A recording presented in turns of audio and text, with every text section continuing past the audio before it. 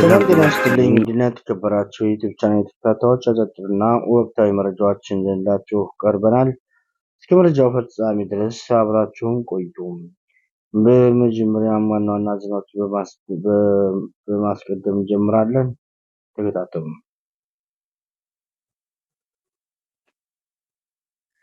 ጠንካራ ሀገር የሚገነባው የህዝባችን አብሮነትና መመካከር እንደሆነ መንግስት ጽኑ አቋም አለው ሲሉም የሰላም ሚኒስትር መሐመድ እንድሪስ አስታውቀዋል።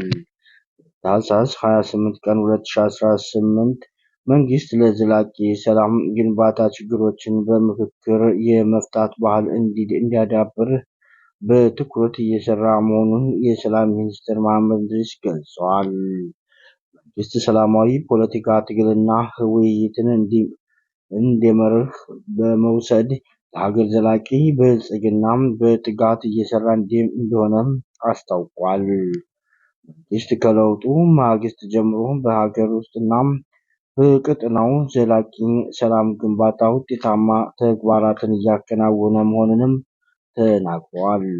ጠንካራ ሀገር የሚገነባው ህዝብ የአብሮነትና በመመካከር እንደሆነ መንግስት ጽኑ አቋም እንዳለውም ጠቅሰዋል።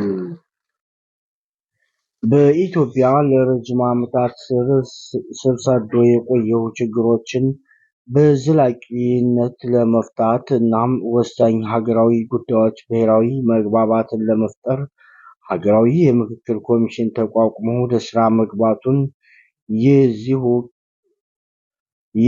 የዚሁ ቁርጠኝነት ማሳያ መሆኑንም ጠቁመዋል። የፖለቲካ ፍላጎታቸውን በኃይል ለማሳካት የሚሞክሩ አካላትን ከስህተታቸው ተመልሰው ወደ ሰላም መንገድ እንዲመጡም መንግስት ተደጋጋሚ የሰላም ጥሪ እያቀረበ መሆኑንም ገልጿል። በዚህም በተለያዩ ክልሎች በርካታ የቀድሞ ታጣቂዎች የመንግስትን የሰላም ጥሪ ተቀብለው ወደ ሰላማዊ ህይወታቸው መመለስ ላይ እንደሚገኙም ተናግረዋል። በህዝቦች መካከል መቀራረብ እንዲኖር የጋራ ትርክት እንዲገነባና ሀገር በቀል ችግሮችን መፍቻ ስርዓቶችን እንዲያዳብሩ በትኩረት እየተሰራ መሆኑንም አንስተዋል። ያ እንደዘገበው የዜጎች በጋራ ጉዳዮቻቸው ላይ ተመሳሳይ ግንዛቤ እንዲኖራቸው የሰላም ግንባታ የድርሻቸውን እንዲወጡ ለማስቻልም ያለመ እንደሆነም ገልጿል። ሀገራዊ የብልጽግና እናም የእድገት ጉዞን ለማሳካት ሰላም ወሳኝ መሆኑንም የገለጹት ሚኒስትሩ ለዘላቂ የሰላም ግንባታ ልማት መሳለጥ መንግስት በትኩረት መስራቱን አጠናክሮ ይቀጥላል ሲልም ገልጸዋል። ክቡራኖቻችን መረጃውን ያገኘነው ከአሚኮም ዲጂታል ሚዲያ። ወደ ሌላ መረጃ አለፍ።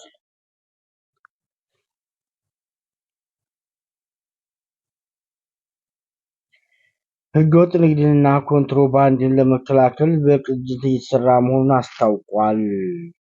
ታህሳስ 28 ቀን 2018 ህገወጥና ኮንትሮባንድ ንግድ መካከል ግብረ ኃይልና የኮንትሮባንድ ንግድ መካከል የግብረ ኃይል የክልልና የዞን የኑሮ ማረጋጋት ስራ ላይ የጋራ የምክክር መድረክ በኮምቦልቻ ከተማ አካሂዷል። በግብረ ኃይሉ የተካተቱ ተቋማትን የግልና የጋራ ተልዕኳቸውን ተገንዝበው የኑሮ ውድነትን በማረጋጋት ህገወጥ ንግድንና ኮንትሮባንድን በማስወገድ ሚናቸውን እንዲወጡ ለማድረግም ያለመ የምክክር መድረክ ተጀምሯል። ኮምቦልቻ ከተማ የንግድና ገበያ ልማት መምሪያ ኃላፊ ዮሐንስ መላኩ ባለፉት 6 ወራት 623 ህገወጥ ስራ ላይ የተሰማሩ ነጋዴዎችን መያዛቸውንና በመመሪያው እርምጃ መወሰዱንና ህግ መቅረባቸውን ተናግረዋል። በቀጣይም መሰል ስራዎች ተጠናክረው ይቀጥላሉ ሲሉም አስታውቀዋል።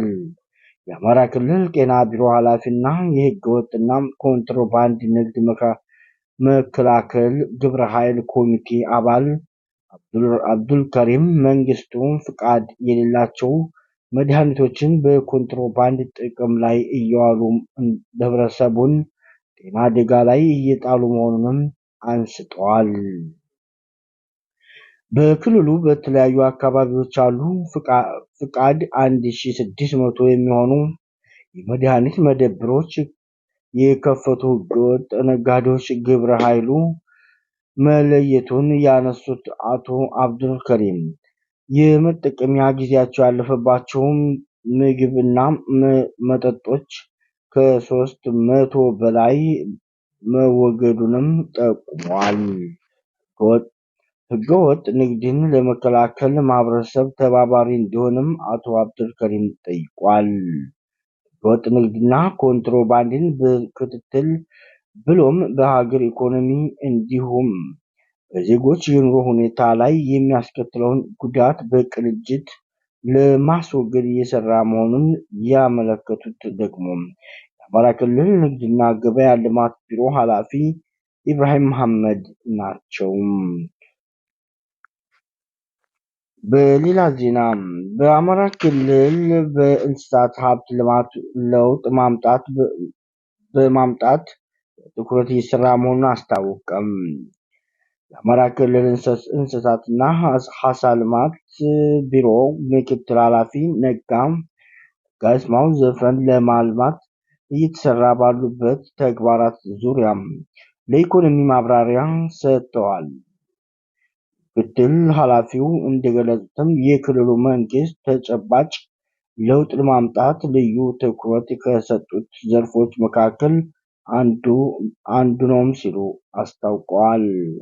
ቢሮው ከክልሉ የ25 ዓመታት አሻጋሪ እቅድና የ5 ዓመታት ስትራቴጂክ እቅድ ጋር በማስተሳሰር ዘርፉን ሊለውጥ የሚችል እቅድ ተዘጋጅቶ ወደ ተግባር መገባቱንም ገልጿል። በዘመናዊ መንገድ በመመራትም በወተት፣ በስጋ፣ እንቁላል፣ በአሳና በማር ምርቶች ላይ ስትራቴጂ ተነድፎ እየተሰራ መሆኑን አብራርቷል። የወተት ምርትን ለማሳደግ ዝርያ ማሻሻል ላይ በመስራት በወተት ምርት ጤና ለውጥ ማምጣቱን ተችሏል ሲልም ገልጿል። በወተት ምርት ጤናማ ማምጣትን ተችሏል ያሉት የክልሉ አስተዳዳሪ ለእንስሳት ሀብት ልማት ምርታማነት ዋነኛ መሰረቱ መኖ ነው ያሉት ምክትል ኃላፊው በክልሉ ከ42 በላይ የመኖ ማቀነባበሪያ መኖራቸውንም ገልጿል። አድማጮቻችን ለሰዓቱ ያዝነው መረጃ እስካሁን ይመስል ነበር። ሌላ መረጃ እስከምንገናኝ መልካም